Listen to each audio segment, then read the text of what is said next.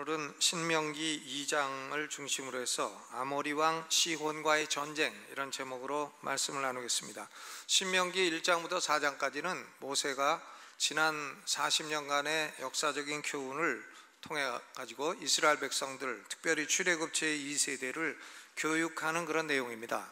그런데 40년 동안 많은 일이 일어났어도 그 가운데 두 가지 사건만을 모세가 강조를 하는 것입니다. 하나는 출애굽 제1세대가 가데스 바네아에서 불신앙으로 40년간 방황하는 형벌을 받은 사건, 그리고 또 하나는 출애굽 제2세대가 이제 40년 말에 믿음과 순종으로 요단 동편의 아모리 왕 시혼, 그리고 바산 왕 옥, 이 두 사람을 점령을 하고 요단 동편의 땅을, 트랜스 조르단이라고 불리우는 요단 동편의 땅을 차지한 사건입니다. 오늘은 아모리 왕 시혼과의 전쟁을 살펴보고 다음 주에는 바산 왕 옥과의 전쟁을 살펴보고자 합니다. 구약 시대에는 하나님이 이스라엘 백성들에게 이 가나안 7족, 가나안 7족은 7족속인데 그 대표가 아모리 족속이에요. 그러니까 아모리 족속하면 가나안 7족의 대표입니다. 그런데 이 아모리 족속으로 대표되는 가나안 7족을 진멸하라고 명령하셨어요. 진멸. 그러니까 남자든 여자든 어른이든 애든 부녀자든 아이든 살려두지 말고 다 죽이라는 거예요. 진멸하라는 겁니다.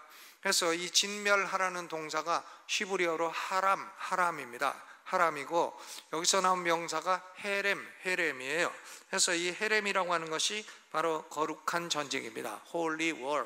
거룩한 전쟁의 특징은 원수를 어린아이부터 어른까지 하나도 남기지 말고 다 죽여야 된다. 이것이 거룩한 전쟁의 특징인 것입니다. 이 헤렘이라는 단어 자체가 멸절시킨다 라고 하는 의미를 가지고 있습니다.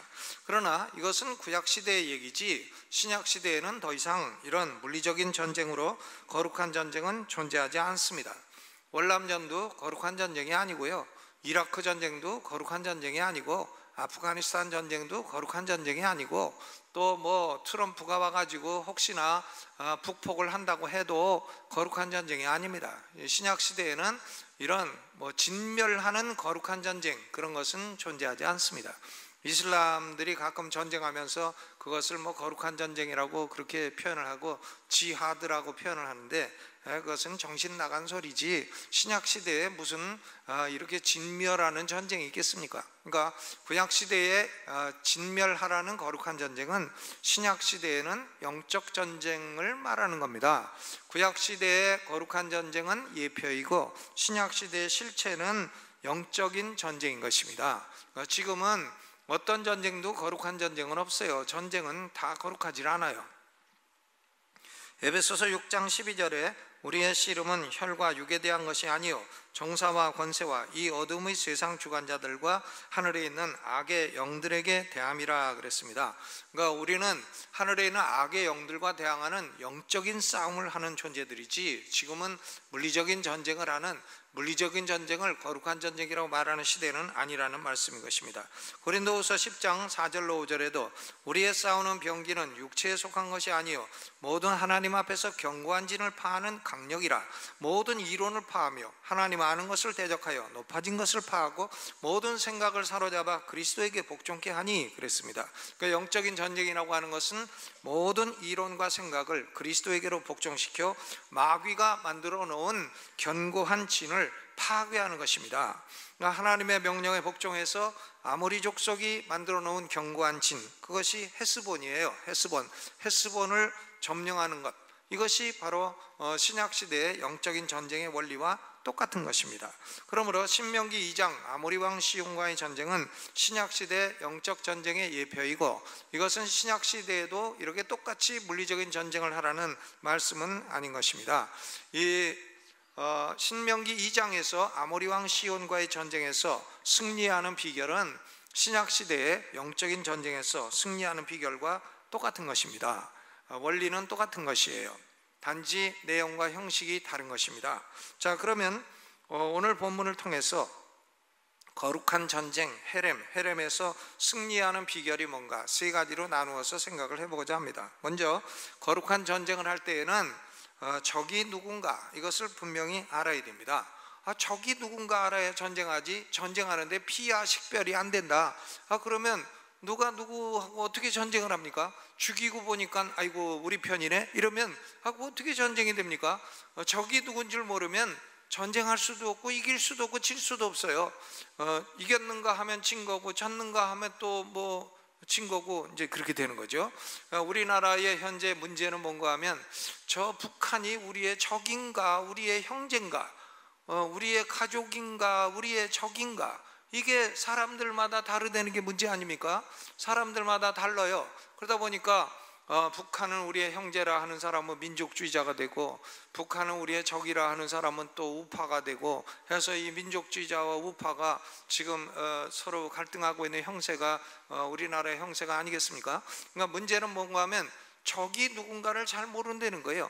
적이 누구고 과연 저 적은 우리의 진짜 적인가, 이걸 잘 모르니까 헷갈리니까 이게 전쟁을 해도 이게 과연 옳은 전쟁인가 아닌 건가를 잘 모르는 상황이 돼 있는 것입니다.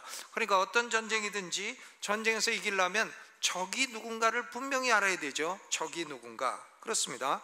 지금 하나님이 이스라엘 백성들에게는 적이 누군가를 분명하게 말씀하시는 거예요. 지금 이 신명기 2장 1절로 23절 우리가 읽은 본문 그 앞부분은 뭔가 하면 이스라엘 백성들이 이제 출애굽 제2세대가 두 번째로 가데스 바네아에 도착을 했어요. 그래가지고 에시온 게벨, 아카바마 안에 있는 항구 도시인 에시온 게벨까지 일단 내려갔다가 거기서 다시 북쪽으로 올라갑니다. 지도를 한번 보여주세요. 지도가 제대로 된 지도가 없어서 제가 그린 건데 저 그린 게 제대로 됐는지 모르겠습니다. 저게 제가 그린 지도인데 이 요단강 동편에요 강이 4개가 있어요. 이 강 이름이 참 잘 안 외워집니다. 강 이름 잘 안 외워지죠. 한강은 간단하니까 잘 외워지는데 저 이스라엘 강들은 잘 안 외워져요. 요단 동편에 보면은 호수가 2개 있습니다. 큰 게 북쪽에 갈릴리 호수 있고 남쪽에 이제 사해 호수인데 워낙 크니까 바다라 그러죠. 사해 바다라 하는 게 이제 2개가 있고, 사해 바다 맨 아랫부분에 이제 세렛 시내라는 게 흐릅니다. 저 시내가 강이 저렇게 직선으로 흐르나 그렇지 않죠. 꼬불꼬불 흐르지만 이해를 돕기 위해서 직선으로 그린 거예요. 저 세렛 시내가 맨 밑에 있습니다. 무슨 시내라고요? 세렛 시내, 세렛입니다. 그 세렛 시내 아랫부분은 에서의 후손인 에돔 땅이에요. 에돔 땅. 야곱의 그 쌍둥이 형인 에서의 후손이 살고 있는 에돔 땅. 그 세렛 시내를 건너게 되면 모압 땅이에요. 모압은 누군가 하면 아브라함의 조카 롯의 후손들이죠. 모압 땅. 그래서 모압 땅에서 사해바다 그 가운데를 지나가지고 동쪽으로 흐르는 강이 아르논 강입니다. 아르논 강. 무슨 강이라고요? 저게 아르논 강이에요. 그러니까 세렛 시내는 에돔과 모압의 경계가 되는 거고, 또 모압은 세렛 강으로부터 시작해 가지고 아르논 강까지가 모압의 지경이 되는 것입니다. 저게 국경을 자연적으로 이루고 있는 것입니다. 해서 저 아르논 강을 지나가게 되면 거기가 이제 아모리 사람의 땅이 되는 것입니다. 아모리 사람의 땅이 되고, 아모리 사람의 땅 우측으로는 롯의 다른 후손인 암몬 족속이 살고 있어요. 암몬 족속이 살고 있는데 이스라엘 백성들은 에시온 게벨로 내려갔다가 에돔을 지나 세렛 시내를 건너 모압 땅을 지나 아르논 강까지 가서 아르논 강 북쪽에 살고 있는 저 아모리 족속과 전쟁을 하고 있는 그런 모습이 신명기 2장인 것입니다. 그러면 맨 밑에 다시 보여줘요. 지도 끄지 말고. 맨 밑에가 세렛 시내, 그 다음에가 두 번째가 이제 아르논 강, 그 다음에 요단강이 쭉 흐르고 있는데 요단강 동편으로 흐르는 강이 야복강가예요. 야복강, 야곱이 기도했던 야복강, 그렇죠.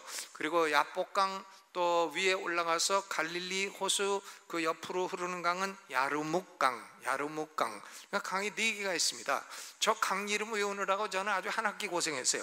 저 강 이름이 참 안 외워집니다. 세렛 시내, 그 다음에 아르논 강, 야복강, 야르묵강 이렇게 되는 거예요. 그래서 경계를 볼 때에 세렛 시내 아랫부분은 에서의 후손이 사는 에돔 땅, 세렛 시내로부터 아르논 강까지는 모압 땅, 아르논 강 북쪽은 헤스본 왕 시온이 다스리는 아모리 족속의 땅, 그리고 또 야복강부터 저기 헬몬산까지는 바산, 바산 왕 옥이 다스리는 그런 땅이 되는 것입니다. 그런데 하나님이 말씀하시기를 저기 에돔 땅이나 모압 땅이나 암몬 사람들을 지날 때에는 그 땅은 한 평도 주지 않았으니까 그 사람들하고는 절대로 다투지 말라고 하셨어요. 에돔 사람과 다투지 말고 모압 사람과 다투지 말고 암몬 사람과 다투지 말라. 그들은 너희의 적이 아니다. 그들 땅을 지날 때에는 반드시 돈 주고 음식 사 먹고 돈 주고 물 사 먹고 그렇게 해라. 그런데 하나님이요, 이제 그 아르논강 북쪽에 사는 이 아모리 족속에 대해서는 아모리 족속이 이스라엘의 적이다. 이 신명기 2장 1절로부터 23절까지는 다투지 말라 싸우지 말라 다투지 말라 싸우지 말라 하던 하나님이 24절 딱 넘어오면서 아르논강 북쪽에 사는 아모리 족속과는 반드시 싸워서 반드시 다 죽이고 그 땅을 반드시 차지하라고 딱 명령을 하신 것이에요. 그러니까 하나님은 영적인 전쟁에서 이기려면 적이 누군가를 명확히 알라고 말씀을 하신 것입니다. 전쟁에서 피와 식별이 제대로 안 되면 그 전쟁은 절대로 이길 수가 없는 것입니다. 여러분, 우리 성도들의 영적인 전쟁은요, 혈과 육이 아니에요. 사람이 적이 아닙니다. 사람, 집안에서도 싸우는 사람은 시어머니의 적은 며느리고 며느리 적은 시어머니고 한데 시어머니하고 며느리하고 왜 적이에요? 다 한 가족이지. 형제끼리도 싸우는데 형제끼리가 왜 적입니까? 다 적이 아니죠. 우리의 씨름은 혈과 육에 대한 싸움이 아니다 이거예요. 우리의 싸움은, 성도들의 싸움은 하늘에 있는 악의 영들이라, 귀신들, 마귀와 그의 쫄개들인 귀신들, 악한 영들, 그것이 우리의 싸움의 적인 것입니다. 그러니까 우리는 총칼이나 주먹이나 이런 걸 갖고 싸움을 하는 존재가 아닙니다.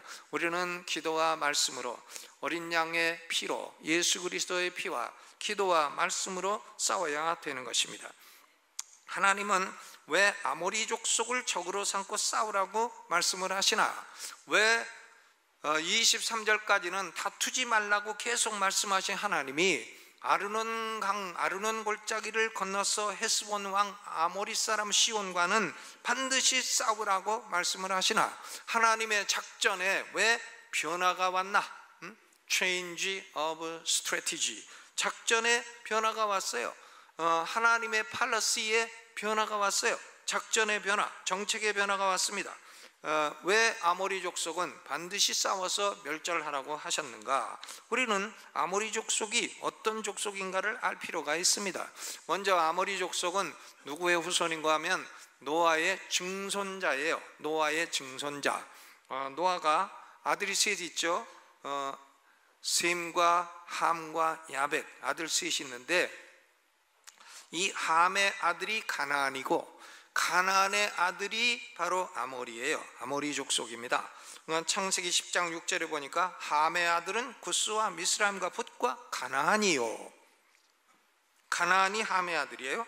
또 창세기 10장 15절로 16절 보니까 가나안은 장자 시돈과 헷을 낳고 또 아모리 족속의 조상이 되었더라 그랬습니다.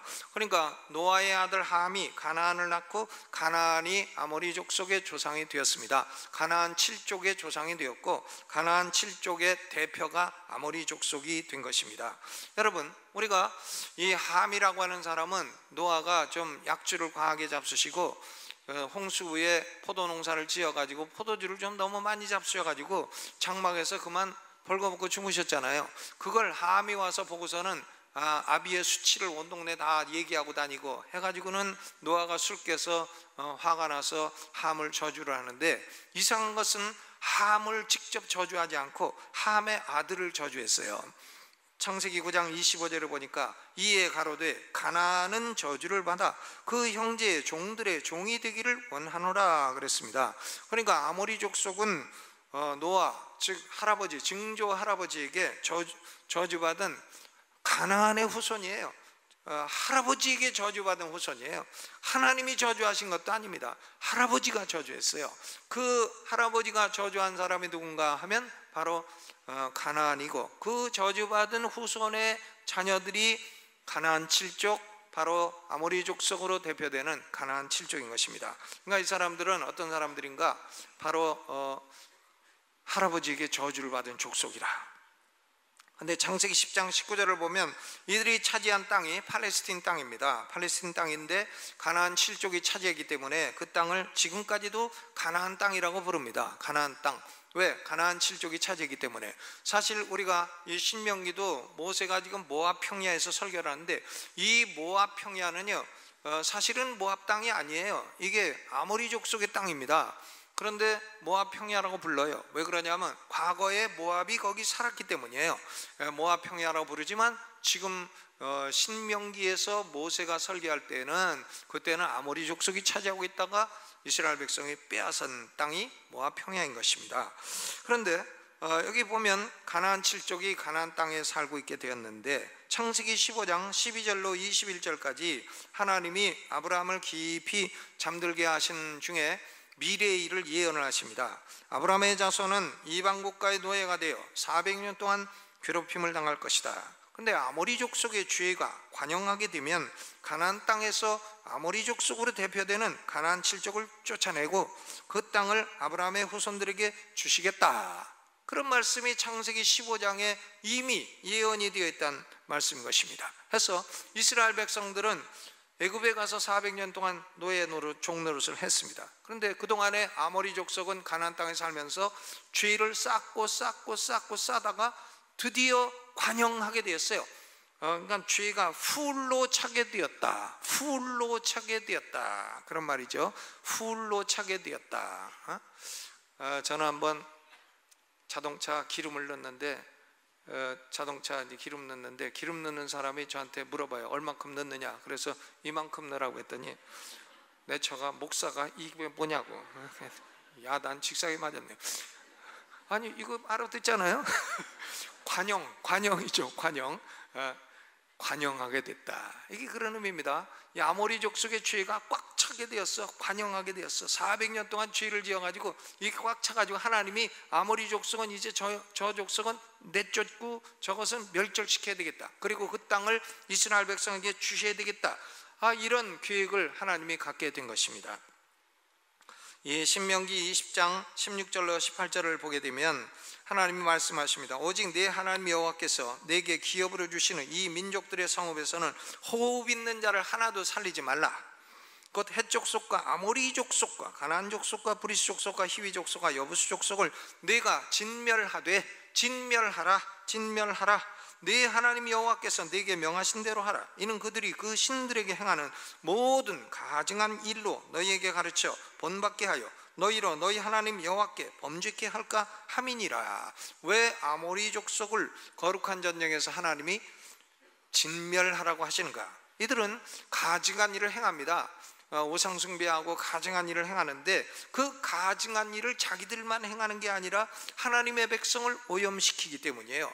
사람이요 악한데 자기 혼자 악하면 벌도 자기 혼자 받아요. 그런데 악한 것으로 남을 오염시키게 되면 그러면 자기도 벌받고 오염된 사람도 벌받게 되지 않겠습니까?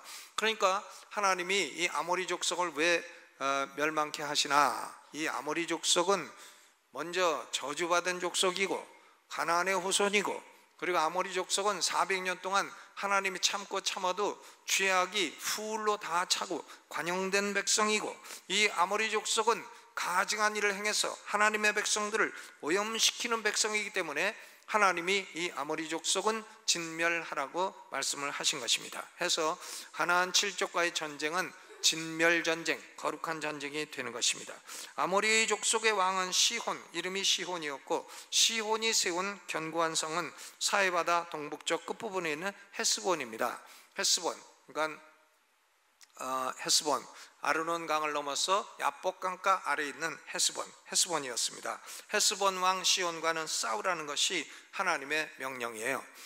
여러분, 우리가 참 집안에서도 싸우고 국가에서도 싸우고 또 보면 교회에서도 싸우고, 그런데 우리는 때로 이 싸우는 데가 싸우는 사람이 적인가 친구인가 이게 좀 헷갈릴 때가 많죠.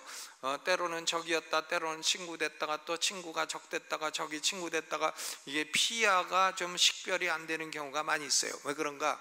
우리의 싸움의 대상이 혈과 육이 아니기 때문에 그렇습니다. 혈과 육은 우리의 싸움의 대상이 아니에요.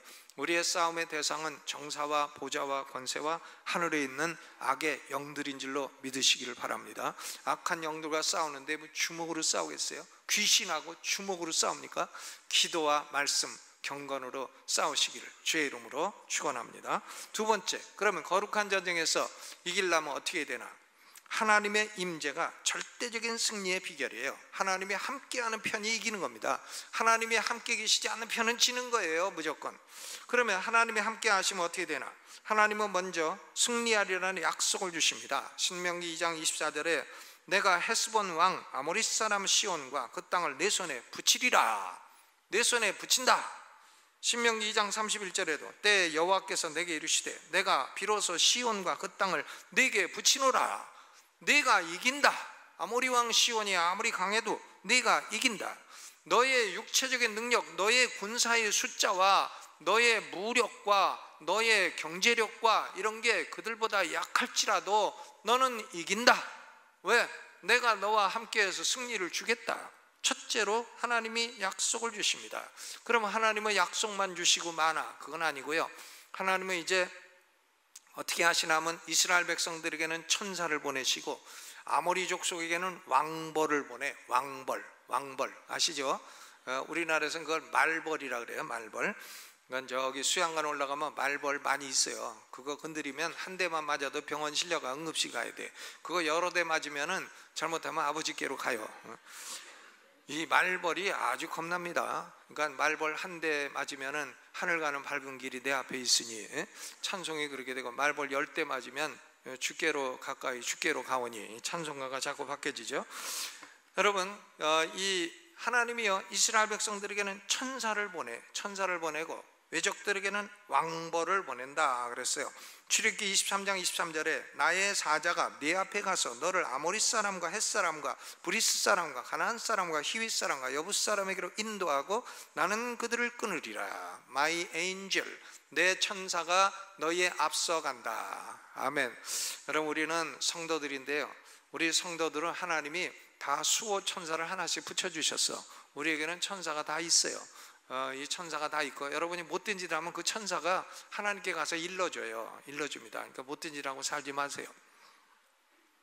이 하나님의 천사가 우리를 보호도 해줍니다. 보호해주고 때로 뭐 교통사고 날 위험해서도 우리의 생명을 건져주기도 하고, 하나님의 천사가 우리에게 하는 일이 많아요. 또 우리가 죽을 때 우리 영혼이 천국 가는 길을 모르니까 천국에 우리 영혼을 인도해 주는 거예요. 그게 하나님의 수호 천사들이 다 행하는 일인 것입니다. 하나님은 성도들에게는 천사를 보내시는 겁니다. 천사는 하나님이 부리시는 종들이에요. 천사는 눈에 보이지 않는 영물들이에요. 그래서 우리 성도들을 하나님이 성령도 우리 안에 와 계시고 천사도 보내시고 이렇게 도우십니다. 그런데 원수들에게는 뭘 보내시나? 왕벌을 보내. 왕벌. 출애굽기 23장 28절에 내가 왕벌을 네 앞에 보내리니 그 벌이 히위 족속과 가나안 족속과 헷 족속을 네 앞에서 쫓아내리라. 왕벌에 한번 쏘이면 아이고 그거 아주 어렵습니다. 요새는 보니까 참 벌도 위험하지만 개도 위험해. 개가요 위험합니다. 저는 가끔 가는 저기 그 된장찌개 먹으러 가는 집이 있어요. 한일관이라고. 한일관 유명한 그 음식점이죠. 예전에 명동에 있었고, 제가 고등학교 입학할 때 우리 큰아버지가 공부 잘했다고 입학했다고 학교는 좀 그런 데 들어갔는데 공부 잘했다고 그 한일관에서 그 갈비탕을 사준 적이 있어요. 명동에 있는 한일관. 근데 그 한일관이 이제 여기 그 압구정동으로 이사 왔죠. 이사 왔는데 그 한일관 주인 어른이 아파트에서 개 물려갖고 돌아가셨습니다. 그러니까 개를 조심하자. 이 사람이요 병 걸리면 낫지 않고 죽는 병이 있어요. 그게 뭔지 아십니까? 광견병이에요. 광견병은 낫지 않고 반드시 죽어요. 그러니까 저는 아주 제일 신방 가기 싫은 집이 개조심 붙여놓은 집이에요. 거기 갔다가 개 물리면 저거는 무슨 영권이 없어서 개한테 물려갖고 저렇게 돌아다니라 이럴 거 아닙니까? 아주 그러니까 그런 집은 아예 신방한 거예요. 개조심.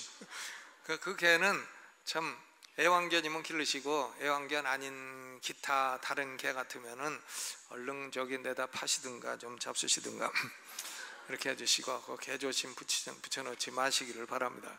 그렇죠. 근데 야, 하나님이 뭐 이스라엘에는 그런 게 없으니까 왕벌을 보내신다. 왕벌을 보내시면 어떻게 되나? 왕벌을 보내시며 아모리 족속이 두 가지 마음을 갖게 되는데, 하나는 두려운 마음을 갖게 돼. 두려움이 오게 되는 거예요. 신명기 2장 25절에 오늘부터 내가 천하 만민으로 너를 무서워하며 너를 두려워하게 하리니 그들이 네 명성을 듣고 떨며 너로 인하여 근심하리라. 하나님이 대적들에게 두려움을 보내. 두려움을 보내. 그래서 사람이 두려움에 사로잡히게 되면 올바로 생각하는 능력이 없어지고 용기를 잃어버리게 되는 것입니다. 그렇죠? 이 환자들도 중환자실에 가면은, 중환자실 있잖아요. 거기 가면 이제 죽음을 바로 앞두고 있기 때문에 사람의 두려움이 극도에 달합니다. 극도에 달하게 되면 사람이 헛소리를 많이 듣게 돼. 그 헛소리 듣는 게 선망이에요. 선망이 오게 되는데, 뭐 어떤 별소리 다 들어요. 별소리 다 듣습니다.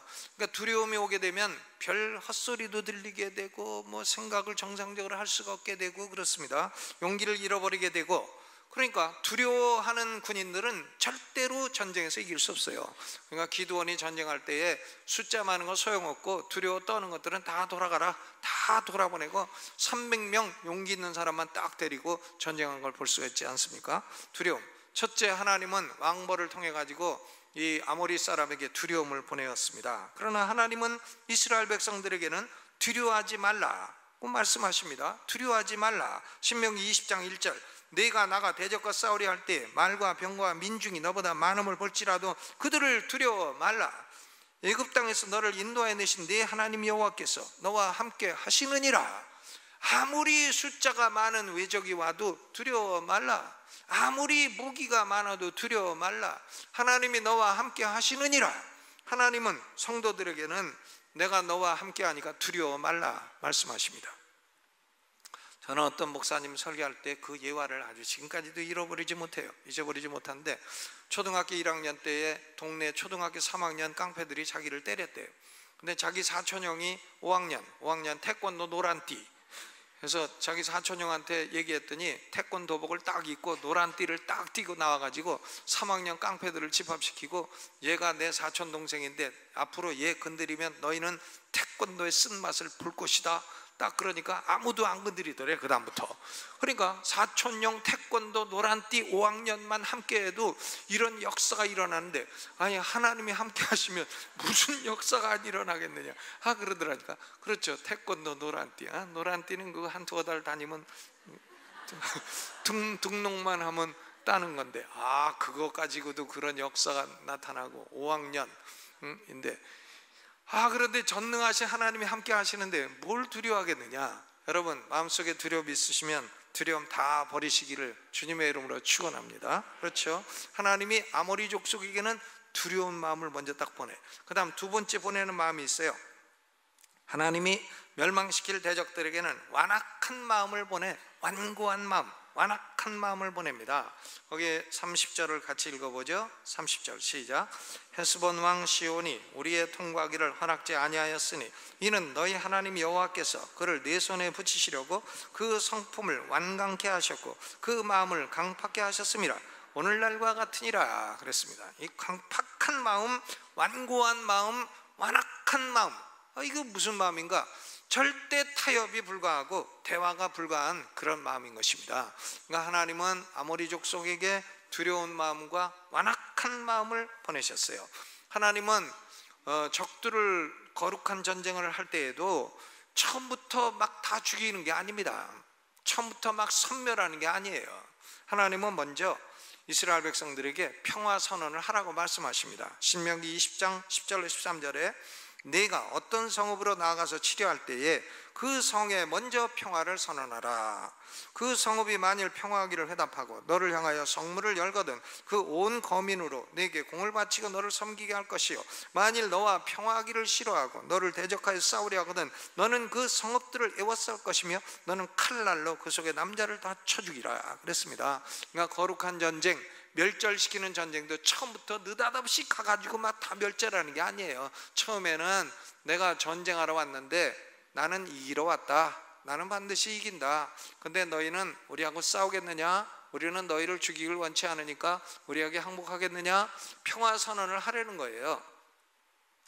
근데 그 평화 선언을 받아들이지 않으면 그 다음에는 멸절시키라 하는 말씀인 것입니다.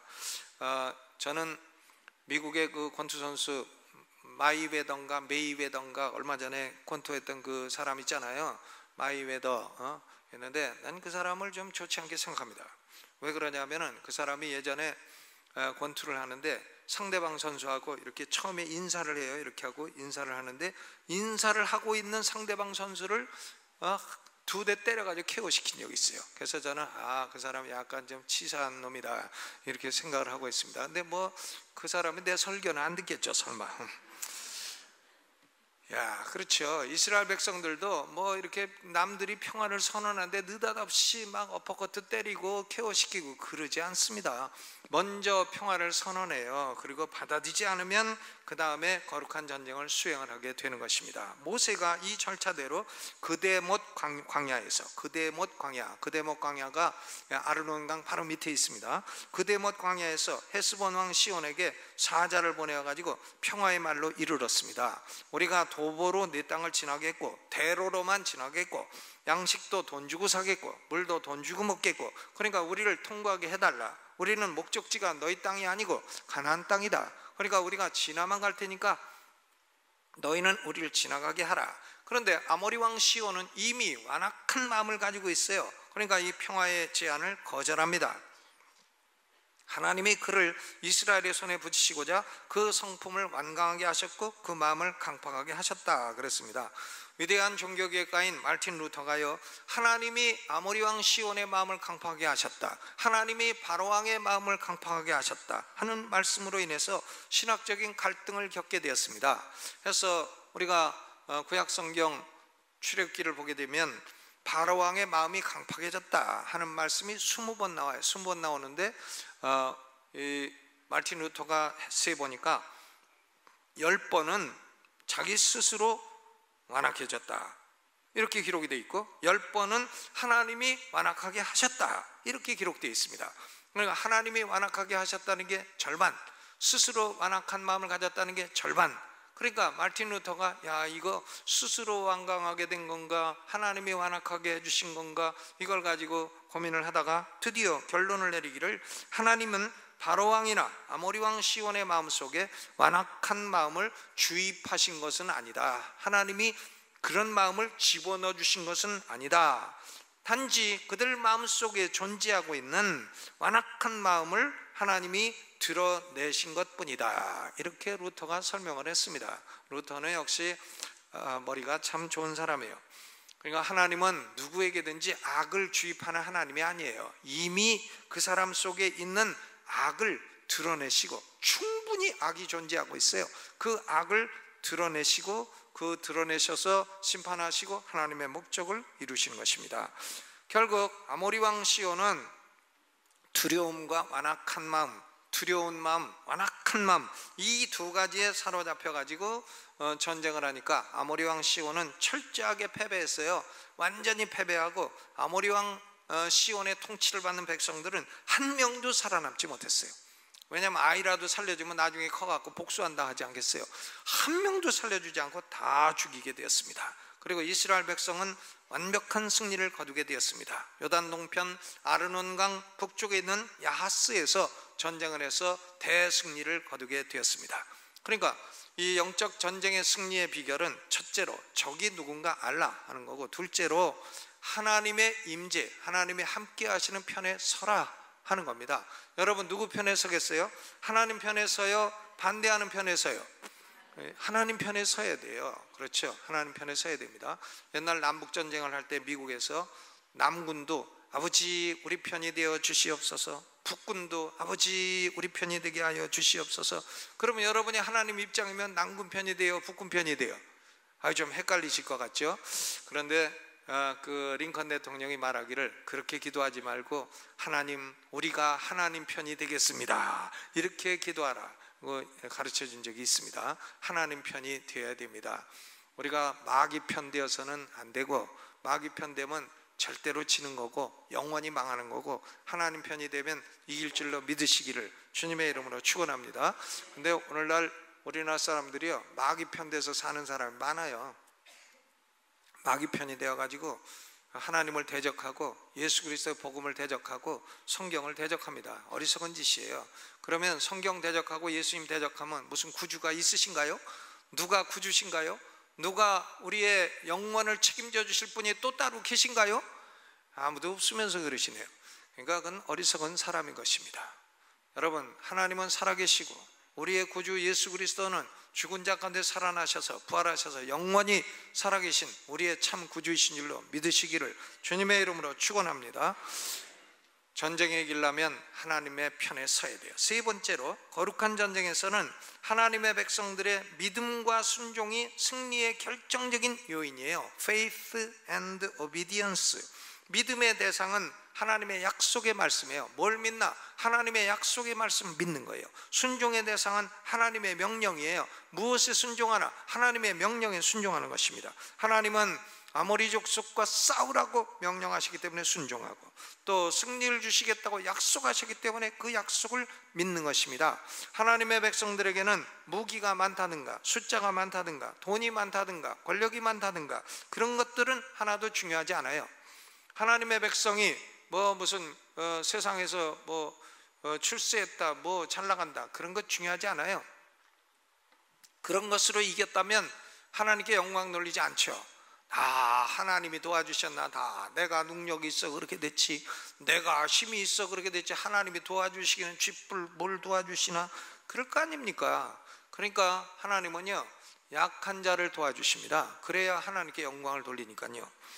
38년 전 출애굽 제1세대나 38년 후 출애굽 제2세대나 군사 숫자는 완전히 동일해요. 20세 이상 남자는 다 60만이에요. 똑같습니다. 몇 명 차이지 완전히 동일해요. 그런데 제1세대는 믿음과 순종이 없었습니다. 아버지 세대고 할아버지 세대인데 나이만 들으셨지 믿음이 없고 순종이 없어요. 그런데 제2세대는 어리지만 믿음과 순종이 있었다 하는 것입니다. 그러니까 하나님을 향한 신앙은 나이와 상관이 없어요. 나이가 많아도 불신앙적인 사람이 있고 어려도 신앙적인 사람이 있는 것입니다. 그러니까 제1세대는 믿음과 순종이 없었고 제2세대는 믿음과 순종이 있었다는 말씀인 것입니다.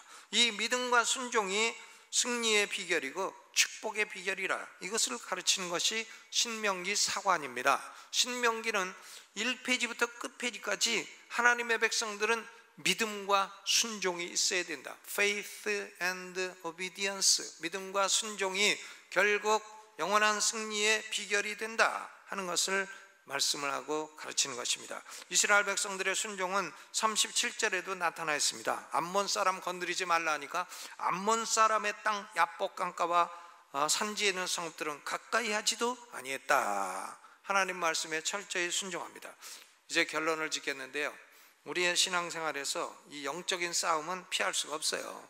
여러분이 하나님을 사랑하고 헌신하고 잘 믿어보려고 하면 마귀가 건드립니다. 집안에서도 건드리고요, 제일 가까운 사람 통해서 건드려요. 마귀가 건드리고요, 또 교회에서도 건드리고 나라에서도 건드리고 직장에서도 건드려요. 영적인 싸움이 일어나게 되는 것입니다. 나는 영적인 싸움 그런 건 몰라, 나는 한 번도 그런 거 해본 적이 없어, 그런 사람은요, 마귀도 건드릴 필요가 없는 그런 사람이에요. 그런 사람은 마귀도 신경 안 써요. 너는 있으나 없으나 하나님 나라에 아무런 도움이 안 되는 인물이라, 나도 바쁘다, 너 건드리기는 내가 바쁘다, 안 건드리는 거죠. 마귀도 건드리지 않는 사람은요, 하나님 나라에 쓸모없는 존재예요. 하나님 나라에 쓸모있게 살고자 하면 반드시 이 세상에서 경건하게 살고자 하면 핍박이 있으리라 말씀하시잖아요. 핍박이 있으리라. 경건하게 살고자 하는 사람은 반드시 어려움을 겪게 되리라, 싸움을 겪게 되리라 하는 말씀인 것입니다. 영적인 싸움에서 우리는 어떤 편에 서야 되나? 믿음과 순종의 편에 서야 됩니다. 믿음이 없고 불신앙하고 불순종하는 편에는 절대로 서서는 안 돼요. 그리고 우리는 어떤 편에 서야 되나? 하나님의 임재가 있는 편에 서야 돼요. 하나님의 임재가 있는 편에. 불순종하고 불신앙하는 사람들의 특징은 뭔가? 특징은 뭔가 하면 두려워하는 마음과 완악한 마음이에요. 완악한 마음. 두려워하는 마음과 완악한 마음을 가지고 하나님의 역사를 대적하는 사람들에게는 하나님이 뭘 보내시나? 왕벌을 보내신다. 왕벌. 왕벌을 보내신다. 그러니까 우리는 왕벌은 저리 가고 왕벌은 가라 하고 우리에게 하나님이 뭘 보내주셔? 하나님의 사자 천사를 보내주셔서 우리를 인도하시고 도와주실 줄로 믿습니다. 우리 성도들은 마귀는 이미 패배한 존재예요. 예수님이 십자가에서 죽으시고 부활하실 때 마귀의 머리통을 딱 깨어났어요. 마귀는 머리통이 완전히 깨진 존재예요. 머리통 칭칭동이고 계급장 다 떨어졌어. 원래 하늘에서 루시퍼 높은 천사인데 계급장 다 떨어져서 무등병이 되었어요. 이 땅에 찍혀버렸습니다. 마귀는 우리가 무서워할 존재가 아니에요. 더구나 그 마귀 쫄개인 귀신들은 무서워할 존재가 아닌 것입니다. 우리는 이긴 부대, 승리 부대에 소속되어 있고 우리는 넉넉히 이기는 자입니다. 우리는 믿음으로 나아가면 이 생에도 이기고 내세에도 이기고 영원히 이기는 성도가 될 줄로 믿습니다. 넉넉히 이기는 자, 주먹 딱 내고 한번 해보시죠. 나는 넉넉히 이긴다. 아멘. 이왕 손 들었으니까 오른손 들고 주여 한번 크게 부르고 내가 믿음과 순종으로 항상 하나님의 임재 가운데 넉넉히 영적인 전쟁에서 승리하는 성도가 되게 하여 주옵소서. 우리 주여 크게 부르고 통성 기도합니다. 주여